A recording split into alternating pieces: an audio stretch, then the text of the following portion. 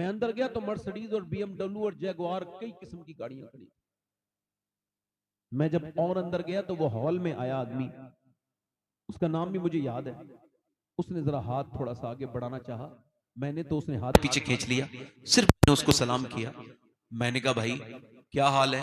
यहां पर कोई रुई लगी थी, यहां पर रुई लगी थी, और वो ऐसे करके उसको पकड़े बैठा।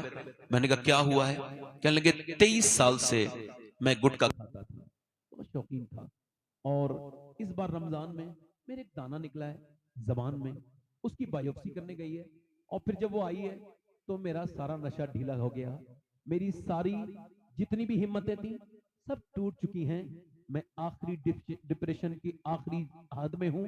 वो कहता है मुझे डॉक्टर ने कहा कि तुम 2 महीने के बाद दुनिया से चले जाओगे और तुमको कैंसर है।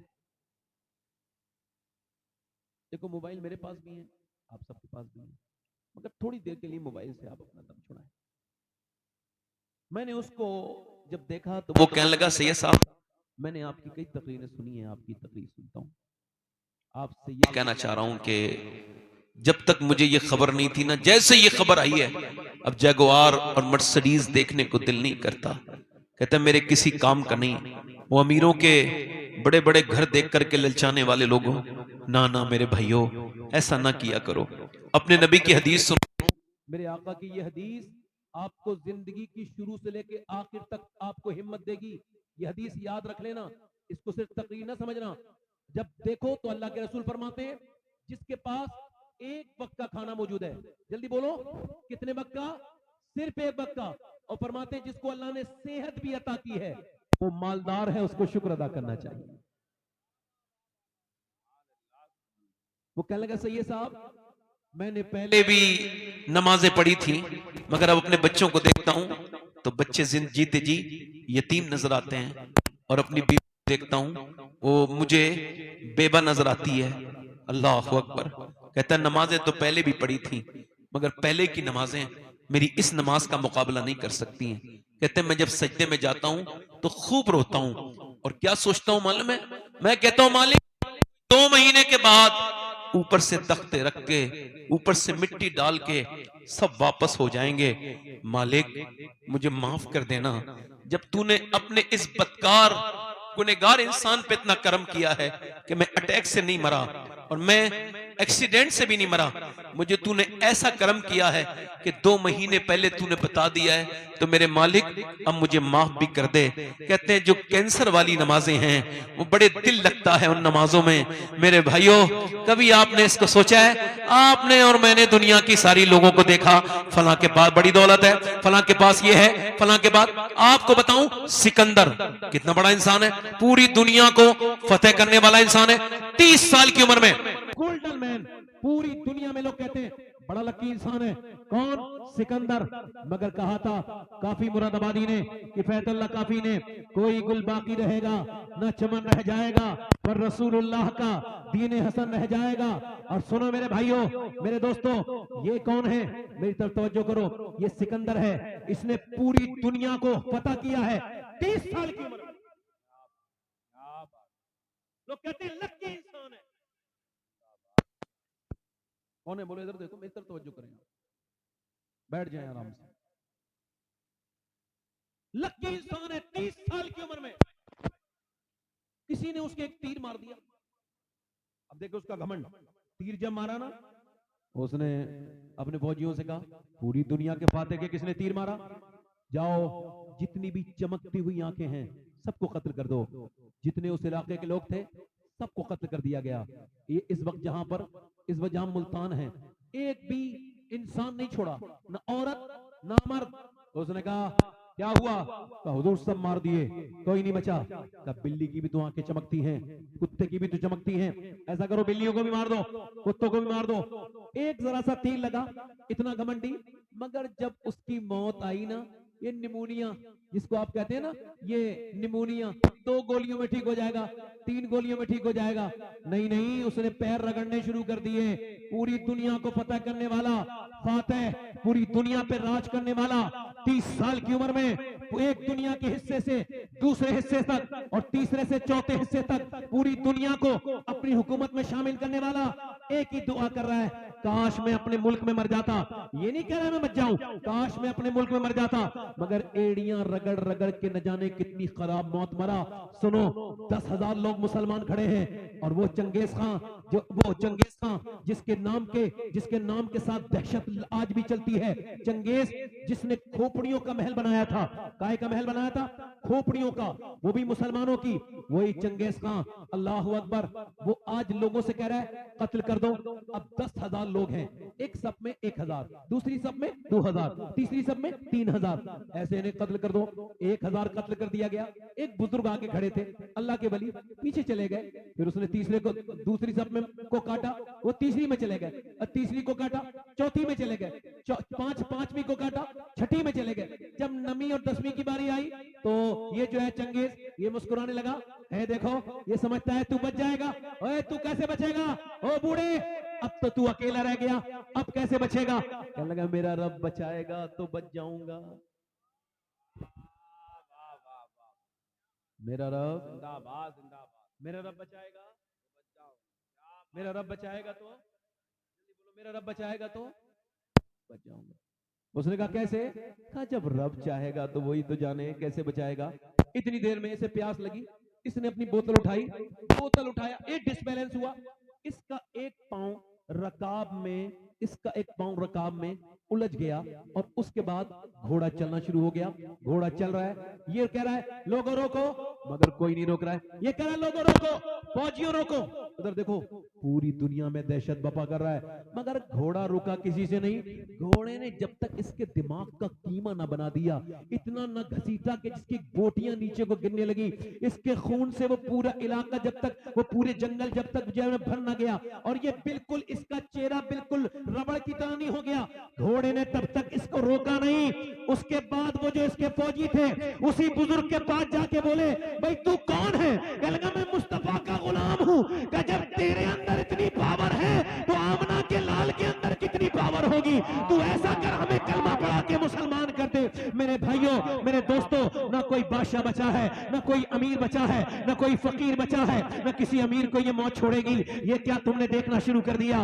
ये ना देखो, बड़े बड़े महल ना देखो, अगर देखना है तो वो धसी हुई कब्रें देखो, बोसीदा कब्रें देखो। अगर तुमको देखना है, इबरत हासिल करनी है, तो दुनिया के धोखे में ना आओ।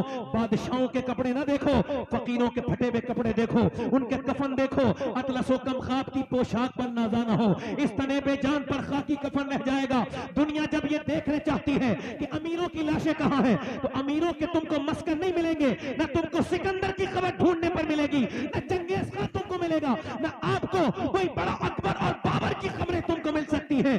वो दुनियादार जो थे वो मिट गए, और उन्हें जमाने ने मिटा दिया। बल्कि मिटाया नहीं, बल्कि उनकी खोपड़ियां ऐसी भयानक बन गई, और उनकी खोपड़ियों से सारी खालें खींच दी गई।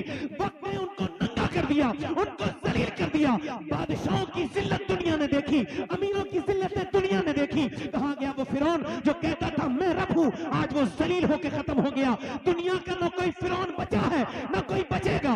बचेगा कौन? बचेगा वो जो आमना के लाल से वफादारी करेगा, बचेगा वो जो रसूल ज़ीबकार से वफादारी करेगा। और वो बचा ऐसा है कि कोई कलिया शरीफ में चमक रहा है, दुनिया जाकर के देखे कि बादशाहों की खबरें नहीं मिलेगी, मगर आज भी मेरे साबिर अलाउद्दीन का आस्ताना चमक रहा है। जाकर के देखो, दिल्ली में निजामुद्दीन चमक रहे हैं, तो फिर करियर में साबिर अलाउद्दीन चमक रहे हैं, कि चोजा में मखदूम अशरफ चमक रहे हैं। जाकर के देखो तो फिर अजमेर में मेरा मोइनुद्दीन चिश्ती चमक रहा है, बगदाद में गौसे आजम चमक रहे हैं। आवाज आ रही है, कोई गुल बाकी रहेगा ना चमन रह जाएगा, पर रसूलुल्लाह का दीन हसन रह जाएगा। नारे तकबीर, वाह वाह वाह वाह, मियां जिंदाबाद जिंदाबाद जिंदाबाद, मियां जिंदाबाद। तुमको जरा सी ईको कम करे, थोड़ा सा जरा सी तुमको तकलीफ हुई है, तुमने इसके सामने रोना शुरू किया, तुमने इसके सामने, तुमने अपनी इज्जत खत्म करवा ली, इसके सामने रोए हो। हाँ सुनो मेरे दोस्तों, मेरे भाइयों, पूरी कायनात में इधर देखो, जितने गम मेरे नबी ने सहे, अब हमें क्या फर्क पड़ता है भाई? हमारे घर से तो कुछ नहीं हुआ है अभी। हाँ जब हो जाएगा तो फर्क।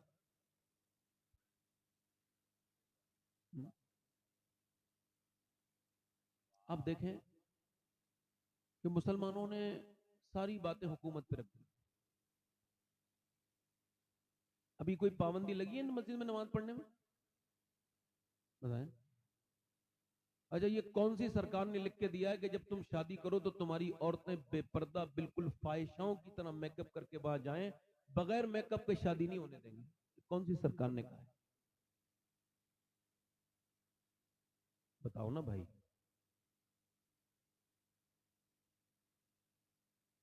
ये कौन सी हुकूमत ने ये पाबंदी लगाई है कि तुम्हारे घर में अब मुसल्ले नहीं बिछ सकते?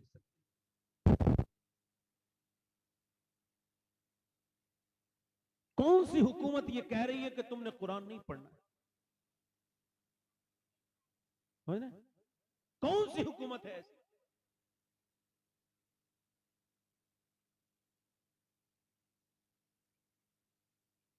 जब मुसलमान लड़कियां बुरके वालियां जब होटलों से दरियाफ्त होने लगे,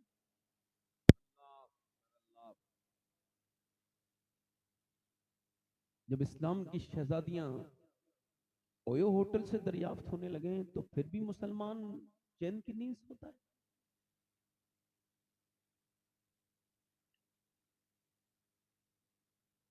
तो छोटी छोटी बच्चियां जब घरों में थिरकने लगे, गाने गाने लगे, डीजे बजाने लगे, आप सबसे पूछ रहा हूं मेरे भाइयों, फिर इसका क्या, आप इसका क्या समझते हैं? इसका अंजाम क्या हो?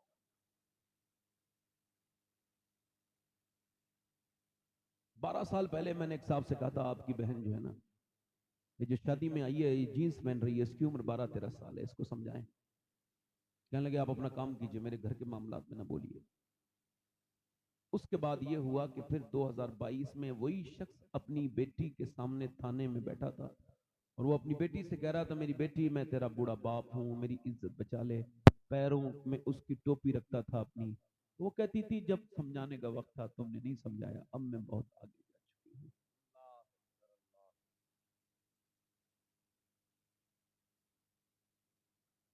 जब हम, अल्लाह ने हमको दिया है दौलत बतेरी, मगर फिर भी हम जब मालदार रिश्ता देखने लगे, हम एक दूसरे का खून पीने वाले लोग हैं। खून पी गए हम एक दूसरे का। शादी बड़ी बड़ी की है तुमने, बड़ा नाम हो गया भाई, खाना बड़ा अच्छा था, मैं तो जाती ही नहीं किसी शादी में। अल्लाह का शुक्र है, अल्लाह का फजल है, नहीं जाता मैं, इसमें शरीक नहीं हूं और इंशाल्लाह होऊंगा भी नहीं।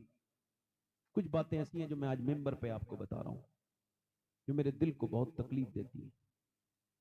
कि जब तेरे घर की शादी के चंद लुक़्मे खाने बाप आया था, उसकी बेटी भी आई थी, बेटी ने 2-3 लुक़्मे खाए मगर उसको वो हजम नहीं हुए। वो रात भर यही सोच के सो ना पाई कि मेरा बाप तो मजदूर है, इतना पैसा कहां से लाए।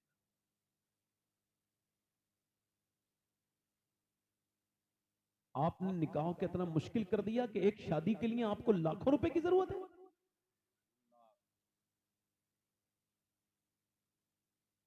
सीधी सादी शादी करने में आपकी इंसल्ट होती है। लोग क्या कहेंगे? लोग ये कहते हैं, इन्ना लिल्लाहि व इन्ना इलैहि राजिऊन। कुछ नहीं कहते लोग। साहिल के तमाशाही है डूबने वाले पर अफसोस तो करते हैं मगर इमदाद नहीं करते। हाजी हज करके आया है मगर बात क्या कर रहा है? ओ मेरे बेटे के लिए कोई अच्छा जहेज देखो। वो 1,500 आदमी आएंगे, बस उसका खिदमत कर देना उनकी। यानी ये इतना बड़ा भूखा है और ये बेवकूफ है, बल्कि कहो भीख मंगा है ये, कि दोस्ती यारी तो इसलिए है, रिश्तेदारी भी है, वो अपने घर नहीं खिला सकता बेचारा, तो दूसरों के कांधे पे रख के ये बंदूक छोड़ना चाहता है। ये बदतमीज आदमी है, इसका दिमाग खराब है।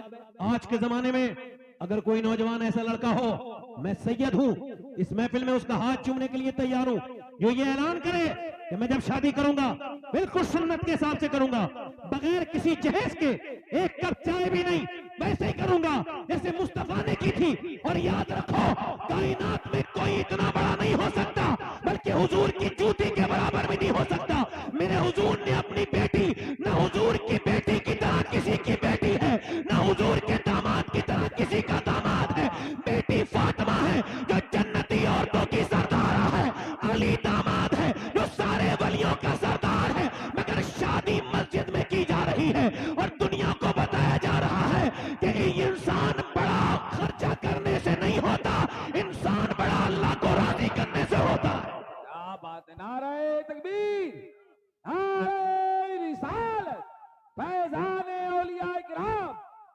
अल्लामा सैयद शबाहत मियां साहब किबला। सुभान अल्लाह, सुभान अल्लाह, सुभान अल्लाह। कोई लड़का अगर ऐसा हो जो ये कहे कि भाई मैं उस महफिल में उसके हाथ चूम लूंगा, उस नेक इंसान के, कि मैं जब अपनी शादी करूंगा तो अपने घर वालों से कहूंगा ना मुझे मंगनी चाहिए, ये सब खुराफात है, ये जाहिलाना रस्म है। मुसलमान शादी जब करेगा तो बगैर किसी जहेज के करेगा। जब उससे कोई पूछे क्यों, का इस वजह से मुझे बरेली के इमाम का ये शेर समझ आ गया है। का कौन सा शेर, का कौन देता है देने को मुंह चाहिए, देने वाला है सच्चा हमारा नबी। पीछे वाले जरा जोर से बोलो, देने वाला है सच्चा, जल्दी बोलो, देने वाला है सच्चा। इसी वजह से कार तो मिल गई जहेज में, मगर बेचारे पेट्रोल नहीं डलवा पा रहे। और मदीने वाले जब अता करते हैं तो कार भी देते हैं और पेट्रोल बेचारे बेच लेते हैं, या फिर कहीं भूस के कोटे के बराबर में खड़ी रहती है।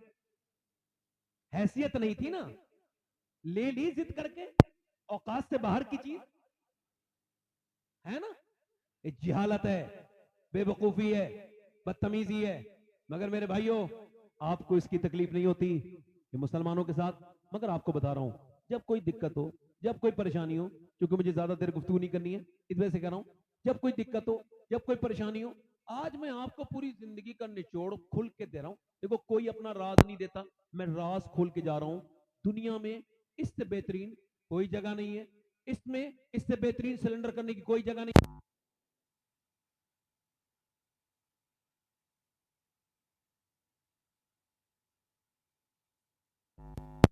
तो रब के सामने नहीं रोगे, और रब के सामने रोगे तो सबके सामने नहीं रोगे। हुजूर की सुन्नत है। सुनो मेरे भाइयों, सुनो मेरे भाइयों, आपको कितनी तकलीफें आई हैं। हुजूर फरमाते सारे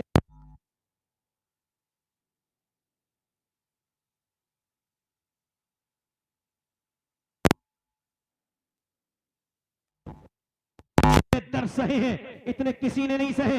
मगर एक आप ज़ईफ हदीस भी नहीं सिखा सकते कि मेरे नबी पाक सल्लल्लाहु अलैहि वसल्लम ने कभी रोने के लिए किसी का कांधा तलाश किया हो, किसी के कांधे पे सर रख के मेरे नबी रोए हो। नहीं नहीं, मेरे मुस्तफा ने खुद भी और पूरी दुनिया के अपने उम्मतियों को यह पैगाम दिया है। अम्मी आयशा फरमाती है कि मेरे नबी पाक किसी के साथ तो कभी नहीं रोए, मगर जब रात होती थी तो मेरे नबी पाक इतना लंबा सजदा करते थे और हुजूर के इतने आंसू निकलते थे कि मेरे नबी